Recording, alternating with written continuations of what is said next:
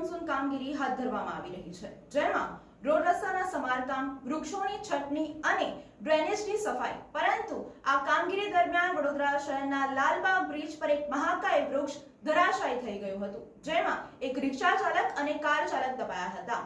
તેમને ફાયર બ્રિગેડની મદદથી બહાર કાઢવામાં આવ્યા અને હોસ્પિટલ ખાતે ખસેડવામાં આવ્યા છે.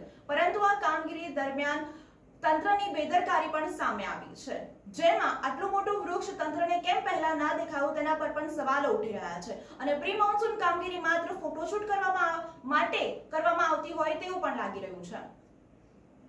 વડોદરાના લાલબાગ વિસ્તારમાં આજે એક મહાકાય વૃક્ષ ધરાશાયી થઈ જતા રિક્ષા દબાઈ હતી. લાલબાગ બ્રિજ ક્રોસ કરતી વખતે મહાકાય વૃક્ષ તૂટી પડતા રિક્ષામાં બેઠેલા એક આડેત દબાયા હતા, જ્યારે રિક્ષાનો કૂચરો બોલાયો હતો.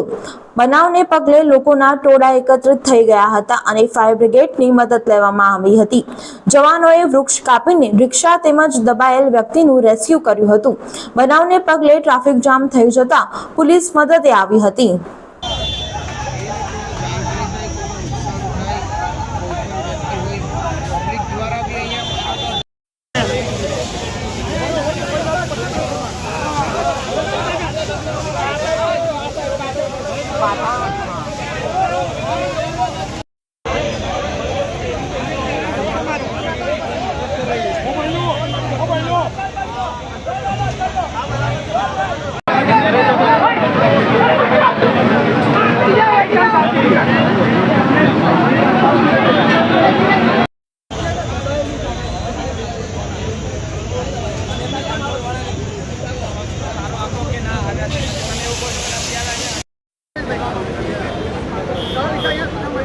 અત્યારે એક વડનું ઝાડ છે તે નીચે પડી ગયેલું હતું, એમાં એક રિક્ષા અને એક ગાડી દબાયેલી હતી.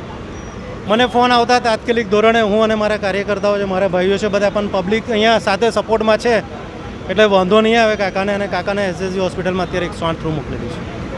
પ્રી મોન્સૂનની કામગીરી થઈ રહી છે અને કેટલી વખત આવી રીતે હડતાળ થાય છે, શું કહે? એટલે એ તપાસનો વિષય તો નથી, પણ અત્યારે ઝાડ છે, હવે ઝાડ પડ્યું છે, એનો કેવી રીતે પડ્યું છે એ તો હવે અત્યારે જોઈશું અમે. અને આ કામગીરી ચાલુ છે. અત્યારે આ વડનું ઝાડ સાઈડ પર ખસાઈ છે.